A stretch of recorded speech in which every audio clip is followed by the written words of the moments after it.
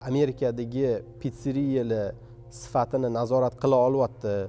Nega bizaniki shu narsani yo'lga qo'ya olmadik degan birinchi savolni qo'yganman va tushunib yetganmanki, bizaga shu sohani professionalini o'zimizdagi konsultant sifatida olishimiz kerak. Biza o'sha kuxnyamizdagi proseslarimizni standartlashtirish uchun shu imенно pizza yo'nalishidagi professionalni Tom Lemon ismlari shular bilan birgalikda ishni boshlaganmiz.